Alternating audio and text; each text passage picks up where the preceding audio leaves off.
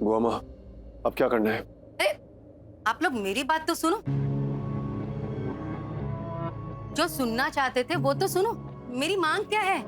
मेरी मांग करोड़ों की है। क्या बोल रही हो तुम? सच, झूठ मत बोलना कि आपका बेटा करोड़पति नहीं है। नहीं मॉम, ये सब बोल ही नहीं सकती, क्योंकि पूरा इंटरनेट कहता है कि शिवांश शिशु करोड़पति है। तो इनकी करोड़ों की जायदाद में से मेरी दी को चाहिए आधी जायदाद।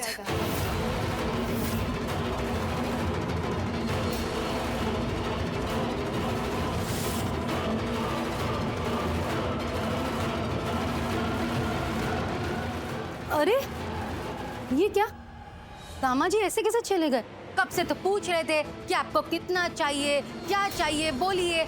अब जब हम बोल रहे हैं तो सुनने को तैयार ही नहीं, निकल गई हुई। ये क्या बात है? खैर छोड़ो।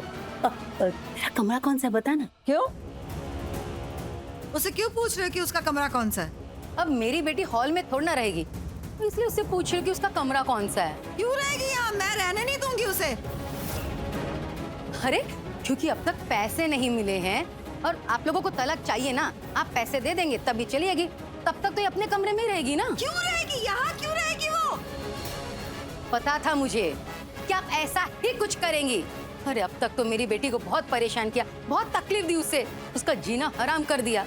आपके बेटे ने धोखे से शादी की थी मेरी बेटी के साथ, फिर भी मेरी बेटी ने कुछ नहीं कहा, क्योंकि मैंने अपनी बेटी को समझाया था कि तू चुपचाप से शादी वाले दिन अपने घर चली जा, वही तेरा ससुराल है, वही तेरा पति है, तू शांति से उसके साथ रह। मेरी बेटी ने चुपचाप से सुन ली मेरी बात, क्योंकि वो बहुत सीधी है, उसने कुछ नहीं कहा। और मुझे पूरा विश्वास है कि उसने अपना पत्नी धर्म बराबर से निभाया होगा, एक बहू का फर्ज अदा किया होगा।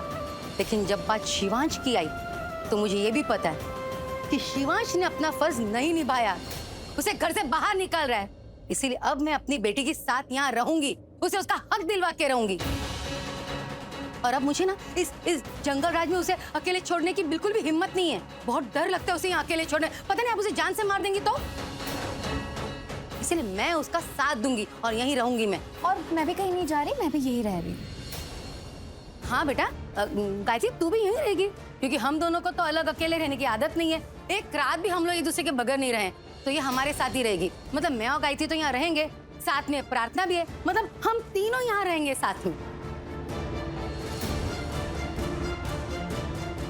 चलिए माँ, मैं आपको अपना कमरा दिखा देती हूँ जहाँ मैं रहती हूँ, फिर आपको मेहमानों वाले कमरे में लेकर जाऊंगी। हाँ बेटा। क्यों? मेरी माँ के लिए वो वही रहेंगी ना। क्या मतलब? मतलब अभी तो कहा मेरी माँ ने, हम तीनों यही रहेंगे। प्रार्थना, तुम हद पार कर रही हो। सबने हद पहले ही पार कर दी थी, मैं तो अब अपनी हद में आई हूँ। ये तुम गलत कर रही हो प्रार्थना। सही गलत जो भी है, अब सहने की आदत डाल लीजिए, क्योंकि हम तीनों तो यही रहेंगे, चाहे आप चाहें या ना चाहें। अगर आपको हमारा यहाँ रहना अच्छा नहीं लगता तो फिर हमारे पैसे दे दीजिए, हम यहाँ से चले जाएंगे। गायत्री ने अभी कहा ना कि शिवांश के पास करोड़ों रुपए हैं, तो उन करोड़ों में से आधे करोड़ हमें दे दीजिए, हम तब भी के तब भी चले जाएंगे। कल देंगे, हम कल चले जाएंगे, पर बिना पैसों के तो नहीं जाएंगे।